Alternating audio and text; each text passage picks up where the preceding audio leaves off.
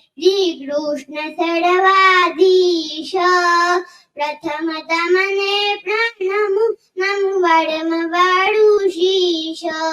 આપણા ઈષ્ટદેવ શ્રી સ્વામિનારાયણ ભગવાન તેમજ જેમના અપર સ્વરૂપ જેમના 75 વર્ષ થવાના ઉપલક્ષ્યમાં આપણે અમૃત મહોત્સવ ઉજવીએ છીએ એવા પરમ પૂજ્ય ધર્મધ્વંદર 1008 આચાર્ય શ્રી અજેન્દ્ર વિસાજી મહારાજ તથા આપણા સૌના હૈયાના હાડ લાડીલા પરમ પૂજ્ય ધર્મધ્વંદર 108 ભાવ્યાચાર્ય શ્રી મુગેન્દ્ર વિસાજી મહારાજ તથા મારા વાલા ભગવાન મારા જય સ્વામિનારાયણ.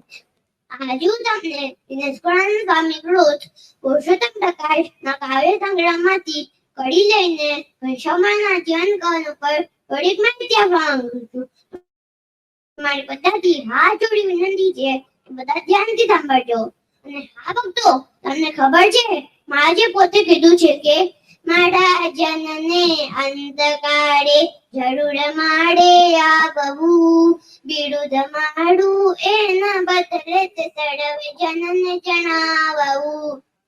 એટલે કે આ જીવન કવનમાંથી આપણને મહારાજની કોઈ બી એક વાત અથવા તો કડી અંતકાળે યાદ આવશે ને તો ભગવાન પોતે આપણને ધામમાં લઈ જશે. સુંદર દેશ સડવાડમાં છપૈયા છબીનું ધામ, સિયા પ્રભુજી પ્રગટ્યા પુરુષોત્તમ પૂર્ણ કામ. સરવાળ દેશના વિશે અયોધ્યાથી નજીક છપૈયા ગામમાં શ્રી ધર્મદેવના ઘરે 1337 ચૈત્ર સુદ નવમીના દિવસે રાત્રે 10 ઘડી વિદ્યા બાદ ભક્તિમતા થકી એ હરિવૃક્ષ મહારાજ પ્રગટ્યા. હરિવૃક્ષ મહારાજની જ્ઞાતિ સરવડિયા બ્રાહ્મણ, ગોત્ર સાવર્ણી, શાખા ગૌતમી, વેદ શ્યામ અને અટક પાંડે હતું.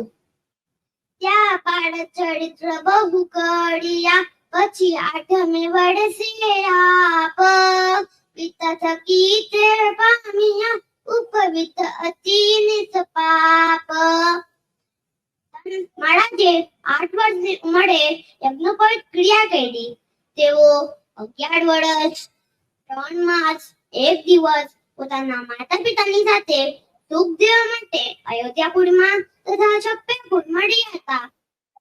6 માસના અંતરે મહારાજે પહેલા ભક્તિ માતાને અને પછી ધર્મદેવને દિવ્યગતિ આપી હતી. ત્યારે તેમની ઉંમર ફક્ત 11 વર્ષની હતી. ત્રણ બેડસે તપસીને રહ્યા તાત ભવન શ્રી અવિનાશ, પછી પ્રભુજી પધાર્યા જય કર્યો વનમય વાસ. 1349 અષાઢ સુદ દસમના દિવસે વહેલી સવારે મહારાજે ગૃહ ત્યાગ કર્યો હતો. 7 વર્ષ વન બેઠિયું પડતો વાલમે કર્યો વિચાર, જે અર્થે અવતાર છે તે કરું હવે નિર્ધાર.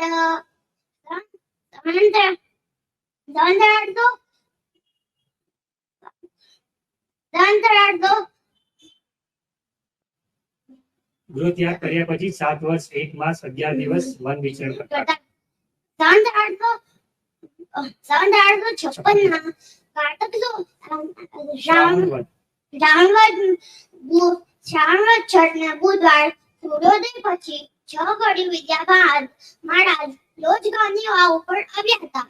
ત્યારે તેમનો મેળાપ સુગંધ સ્વામી સાથે થયો હતો. પછી મહારાજ પિતાના ગામમાં આવ્યા. તેઓ નરસિંહ મહેતાના ઘરે રામન સ્વામી સાથે મેળાપ થયો હતો. અને 1357 કારતક સુદ 11 દિવસે મહારાજે રામન સ્વામી થકી મા દીક્ષા ગ્રહણ કરી હતી. એવો નામનો છે પ્રતાપ બળે, ધન જન જપે આપડે, પુનઃ પુરુષોત્તમ સુખ ધામ મળે, તેને ધર્યું સહજાનંદ નામડે. 1358 કારતક સુદ 11 દિવસે શ્રી રામન સ્વામીએ મહારાજને જેતપુર ગામમાં પોતાની ગાદી સોંપી હતી અને તેમનું નામ શ્રી સહજાનંદ સ્વામી પાડ્યું હતું. જ્યારે મહારાજની ઉંમર 21 વર્ષની હતી તો બોલો શ્રી સહજાનંદ સ્વામી મહારાજની જય. માટે ગહુ ધર્મ કુળમાં ન જો સૌ કરજો એની સેવા, અન્ય જેવા એ નહીં એ જ જાણજો મોટા દેવ. મારા જે ચંદ્રવર્ત વ્યક્તિના કારતક સુદ અગ્રહાસના દિવસે મારા જે આચાર્ય પદની સ્થાપના કરી હતી અને કીધું હતું કે આપણને સર્વધર્મ ગુણને દેવ સમાન માનવું અને તેમની સેવા કરવી. તો બોલો શ્રી પરમ પૂજ્ય ધર્મધર 1008 આચાર્ય શ્રી અચંદ્ર મહારાજની જય.